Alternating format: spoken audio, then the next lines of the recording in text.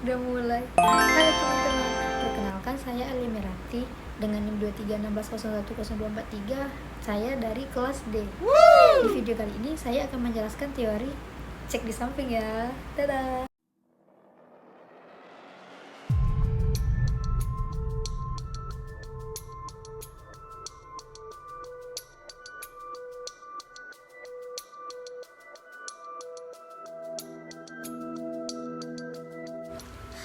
Halo teman-teman, di video kali ini kita akan membahas salah satu topik penting dalam ekonomi pembangunan, yaitu globalisasi dan ketergantungan ekonomi berdasarkan perspektif Immanuel Wallerstein. Teori ini masih sangat relevan untuk menjelaskan bagaimana kondisi perekonomian dunia saat ini, termasuk posisi Indonesia di tengah persaingan. Secara sederhana, globalisasi adalah proses yang membuat hubungan antar negara menjadi semakin terbuka. Hubungan ini mencakup perdagangan, investasi, perkembangan teknologi, arus informasi, hingga perpindahan tenaga kerja. Di satu sisi, globalisasi memang memberikan banyak manfaat. Misalnya nih, membuka peluang investasi, memperluas pasar, dan mendorong pertumbuhan. Tetapi muncul satu pertanyaan penting, apakah manfaat tersebut benar-benar dirasakan secara merata oleh semua negara?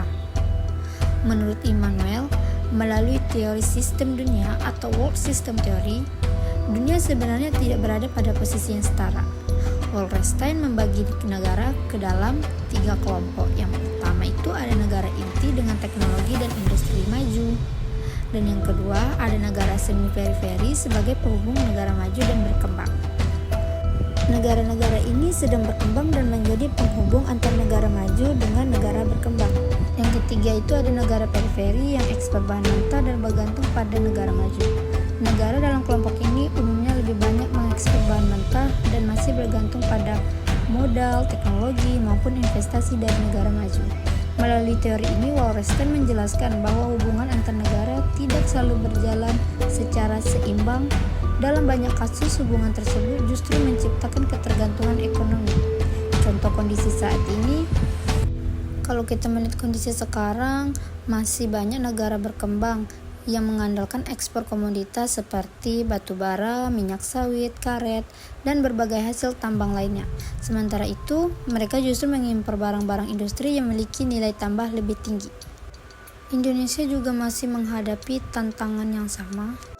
Kita memiliki sumber daya alam yang melimpah, tetapi belum semuanya diolah menjadi produk yang bernilai tinggi. Akibatnya, ketika harga komoditas di pasar dunia turun, pendapatan negara dan kesejahteraan masyarakat juga ikut berdampak. Kondisi ini menunjukkan bahwa ketergantungan terhadap ekspor bahan mentah masih menjadi tantangan dalam pembangunan ekonomi. Selanjutnya, kita akan membahas dampak globalisasi. Tidak bisa dipungkiri, globalisasi membawa banyak dampak positif, misalnya pasar internasional menjadi lebih terbuka, investasi asing meningkat, dan perkembangan teknologi menjadi lebih cepat. Namun, di sisi lain, globalisasi juga memperlebar kesenjangan jika suatu negara belum memiliki daya saing yang kuat. Negara yang menguasai teknologi dan modal akan memperoleh keuntungan yang lebih besar. Sebaliknya, negara berkembang seringkali hanya berperan sebagai pemasok bahan baku, sekaligus menjadi pasar bagi produk negara maju.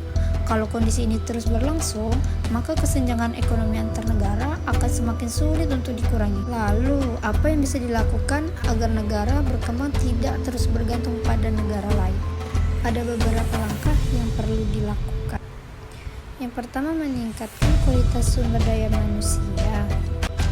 Yang kedua, memperkuat industri dalam negeri dengan nilai tambah. Yang ketiga, meningkatkan riset dan penguasaan teknologi. Dan yang terakhir, pemerintah perlu membuat kebijakan ekonomi yang mampu melindungi kepentingan nasional tanpa menutup diri dari kerjasama internasional yang saling menguntungkan.